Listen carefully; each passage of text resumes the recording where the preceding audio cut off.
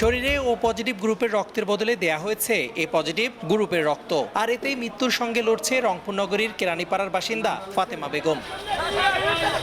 রবিবার দুপুরে নগরীর জেলা স্কুল থেকে একটি ব্যানার নিয়ে রংপুর মেডিকেল কলেজ হাসপাতালের সামনে জড়ো হন ভুক্তভোগীর সন্তান সহ তার সহপাঠীরা। ভুল রক্ত দিয়ে বন্ধুর মাকে চিকিৎসা দেওয়ার প্রতিবাদে ও সুষ্ঠু বিচারের দাবিতে মানববন্ধন করেছে রংপুর জেলা স্কুলের শিক্ষার্থীরা। ভুক্তভোগীর স্বজনরা জানান, গত 22 জুন রংপুর মেডিকেল কলেজ হাসপাতালে টিউমার অপারেশন করতে আসা 44 বছর বয়সী ফাতেমা বেগমের শরীরে ও পজিটিভ গ্রুপের রক্তের বদলে দেয়া হয় এ পজিটিভ গ্রুপের রক্ত। মূলত হাসপাতালে টিউমার অপারেশন করতে গিয়ে জটিল অবস্থা হয়েছে তার। হাসপাতালের ব্লাড ট্রান্সফিউশন বিভাগের গাফিলতিকে দায়ী করছে রোগীর স্বজনরা। ব্লাড দেওয়ার তার কিছুক্ষণ পরে বিভিন্ন ধরনের রিয়াকশন শুরু হয়ে গেছে।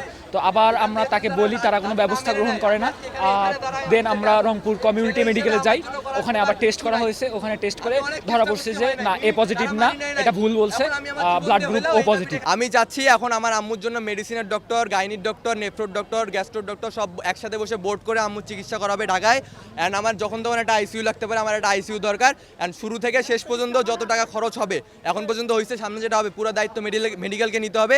আর যাদের ভুলের জন্য আমার আম্মু জীবন মৃত্যুর সাথে লড়াই করতেছে, তাদের আমি বিচার চাই। নগদের কাছে সব গ্রাহকই প্রিয়, তাই তো সারা দেশে ক্যাশ আউট চার্জ সবচেয়ে কম। এদিকে 7 সদস্য বিশিষ্ট তদন্ত কমিটি গঠন করে ব্যবস্থা নেওয়ার কথা বলে দায়সারা উত্তর হাসপাতাল পরিচালকের। রোগীর মেয়ে অভিযোগ দিয়েছে যে তার মার এরকম মিসম্যাচ ব্লাড ট্রান্সফিউশন হয়েছে, এখানে গ্রুপিংয়ের ভুল হয়েছে। তারপরে আমি এটা অভিযোগ পাওয়ার পরে আমি আমার বিভিন্ন বিভাগের অধ্যাপক, সহযোগী অধ্যাপক, সহকারী অধ্যাপক, আমাদের প্রশাসনের লোকসহ আমি 7 সদস্য বিশিষ্ট তদন্ত কমিটি করে দিয়েছি।